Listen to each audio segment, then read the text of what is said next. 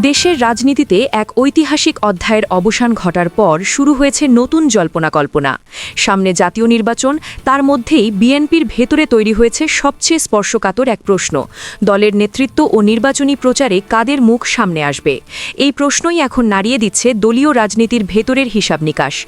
বিএনপির চেয়ারপারসন ও সাবেক প্রধানমন্ত্রী খালেদা জিয়ার মৃত্যুর মাধ্যমে দলটির সর্বোচ্চ নেতৃত্বের পদটি শূন্য হয়ে গেছে। গঠনতন্ত্র অনুযায়ী ভারপ্রাপ্ত চেয়ারম্যান তারেক রহমানই স্বয়ংক্রিয়ভাবে দলের চেয়ারম্যানের দায়িত্বে অধিষ্ঠিত হয়েছেন।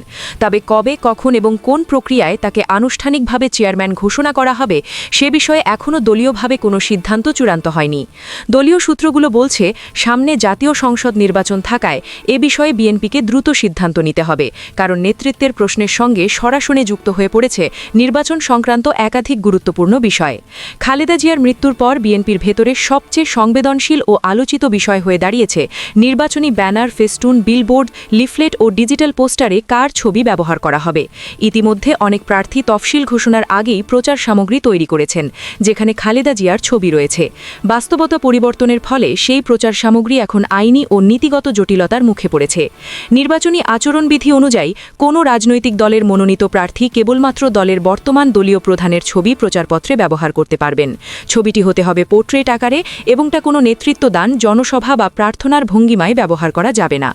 এই বিধান কার্যকর হওয়ায় বিএনপির জন্য ছবির বিষয়টি এখন অত্যন্ত গুরুত্বপূর্ণ সিদ্ধান্তে পরিণত হয়েছে। বিএনপির গঠনতন্ত্রে তারেক রহমান ভারপ্রাপ্ত চেয়ারম্যান হিসেবে চেয়ারম্যানের দায়িত্ব পালন করার সুযোগ পেলেও এখনও দলীয়ভাবে তাকে সেই পদে আনুষ্ঠানিকভাবে ঘোষণা করা হয়নি। ফলে প্রার্থীদের ব্যানার ও প্রচারপত্রে তার ছবি ব্যবহার করা যাবে কিনা সে বিষয়ে স্পষ্ট নির্দেশনা এখনও নেই। দলীয় দায়িত্বশীলদের মতে এই সংকট নিরসনে নির্বাচন কমিশনের সঙ্গে আলোচনা করে দ্রুত সিদ্ধান্তে পৌঁছতে হবে বিএনপিকে।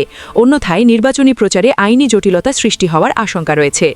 একদিকে নেতৃত্বের আনুষ্ঠানিক ঘোষণা, অন্যদিকে নির্বাচন কমিশনের কঠোর আচরণবিধি, এই দুইয়ের মাঝে দাঁড়িয়ে বিএনপি এখন সময়ের বিরুদ্ধে দৌড়াচ্ছে। সিদ্ধান্তে বিলম্ব হলে শুধু প্রচার নয়, নির্বাচনী কৌশলেও বড় ধাক্কা আসতে পারে। এখন দেখার বিষয় কত দ্রুত এবং কিভাবে বিএনপি এই রাজনৈতিক ও সাংগঠনিক সংকটের সমাধান করে। আপনি দেখছিলেন এনএলবি নিউজ। সাথে থাকার জন্য ধন্যবাদ। পরবর্তী আপডেট জানতে এখনই সাবস্ক্রাইব করুন আমাদের চ্যানেল। ধন্যবাদ।